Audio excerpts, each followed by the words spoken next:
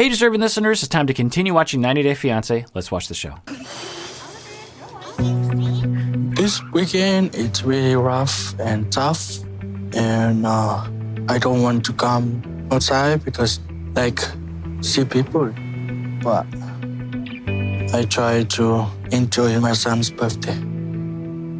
You see your grave decoration? Now, I know a lot of people are speculating as to him having some sort of developmental disorder, some sort of learning difference, some sort of cognitive difference, neuro difference. Hard to know. There's no way to know from a television show like this. It takes a long time to assess that, and there's really not enough to even speak to that. It's possible that Kalani has a neuro difference. We just wouldn't know from a show like this. But if that's the case, then that might add to that might be a factor in this. But it certainly wouldn't be the reason for this. But it might be a factor that one might process things differently. It's harder for them to recover. Maybe because of their neuro difference, when they were growing up, they were bullied more, or they're mistreated by their family. Like if you have ADHD, for example. It's just a difference in the way that your brain works, and if accommodated for, you can do fine. But a lot of times when you're growing up, you're treated so poorly by teachers, sometimes by parents, by other kids, and you end up believing that you're a bad person, you can't do anything, and you just give up. And so your self-esteem goes down, your issues go up, your self-worth goes down, your self-concept goes down, you don't have confidence in yourself. And so it's possible that maybe something like that happened to him. I don't know. And maybe the public humiliation was re-triggered. I don't know. It's total speculation. Something's going on with him that I would have compassion for if I knew, but I just cannot imagine the position that Kalani is in right now. I mean, just having to contemplate the relationship that she's in right now. I just can't imagine what she's going through. Hey, So cute. yeah. It looks Happy nice. birthday, baby. Thank you. Come, let's go meet the friends. Now, I will say that there are plenty of adults who are in relationships and one or both has a neuro difference of some sort. And they work out just fine. And sometimes from the outside, it might look a little strange, where one person like Asuelu has to step out for a half an hour or even a few hours to decompress or to deal with something, and then they come out. From the outside, it might look like, what's wrong with this guy? But, couples make it work, people make it work. It'd be similar to if someone had MS or someone had chronic fatigue syndrome, and sometimes the issues flare up and you have to take a break and you need to be away from everyone for 6 hours.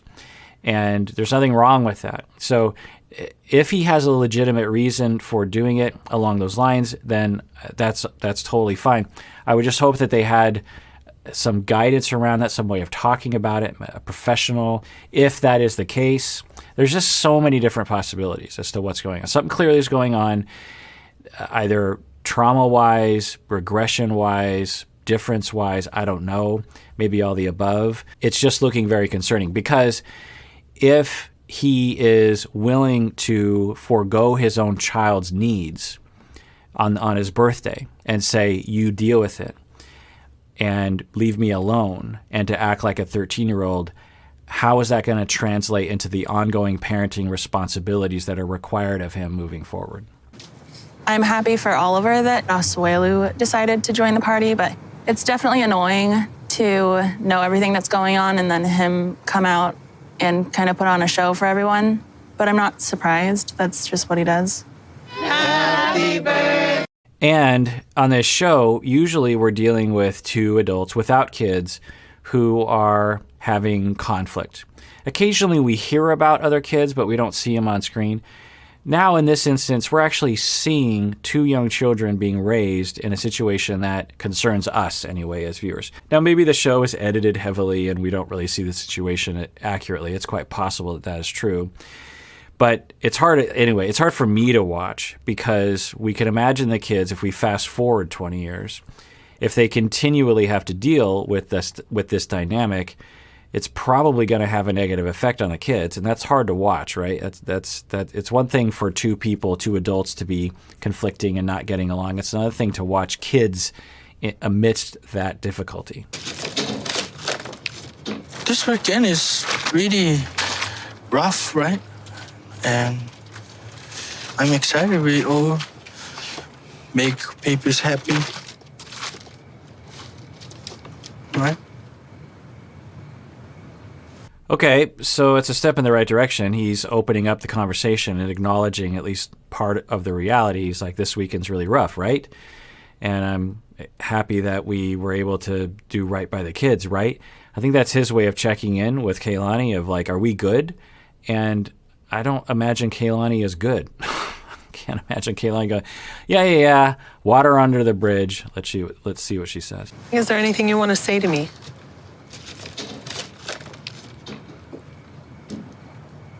What else do you want me to say?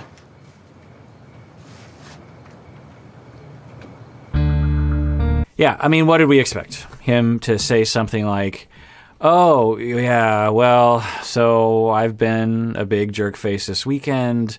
I have a lot of traumas that cropped up for me. I was in a real bad mood. I'm sorry. I was isolating. I treated you badly. I'm sorry. I've been treating you badly this whole time. And honestly, where it comes from, it's no excuse, but I really wanted to go to Samoa, and I miss my family, but that doesn't justify what I've been doing to you and the kids, and I'm going to dedicate myself to healing from the traumas that I've been through and to changing the way I react emotionally to things. We can't imagine him saying something like that, right? So this is what he says. He says what he said, which is, hey, we're good, right? Essentially, she's like, do you have anything else? Do you have anything else to say to me? Which I think is a good way of putting it from her, because she could be sucked into leading him down the road of just like, okay, how about you talk about this? How about you talk about that? The way a parent would to a 12-year-old boy who made a mistake. Instead, she's like, do you have anything else to say? And then he says, well, what do you want me to say? Yikes. Again, I'm sure he didn't wake up in the morning and say, you know what, I'm going to be incompetent. I'm going to be a jerk face. I'm going to act like a child. There's something going on there. I don't know what it is. Trauma, difference, why, I don't know, but something's going on. And I have compassion for that, but I worry about this family. I for sure thought Asuelu would apologize to me, but he just kind of is like, oh, hey, you want some help? Okay. That's typical of our relationship, where there's a lot of sweeping under the rug. But as far as me and Asuelu go, I still don't really know where we stand. So I'm just confused. I don't know what's going on with us. So I think we're also starting to see Kalani's response and defenses to difficulty.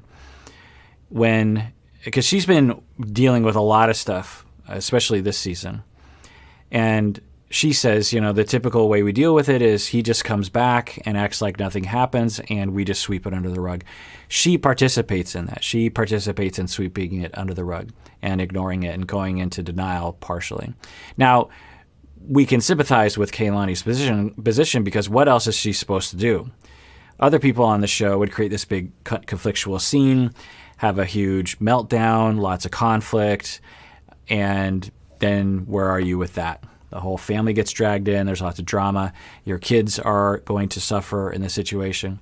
So maybe this is the lesser of two evils. She's just like, I guess I'll just go into denial. I have three choices. I can either create drama and conflict because if I try to address it, it's not going to work, and I'm just going to get upset and I'm just going to yell at him and my whole family's going to get involved. Or I can go into denial, or I can divorce. None of these options are appealing. So I'm going to go with the second option of just going into denial and throwing my hands up, because what else can I do? And maybe I'll think about it as time goes on, or maybe things will change. Hopefully things will change. Or maybe in her mind, she's like, well, things could be worse. All right, well, that does it for that episode. Everyone out there, please take care of yourself because you deserve it. You really, really do.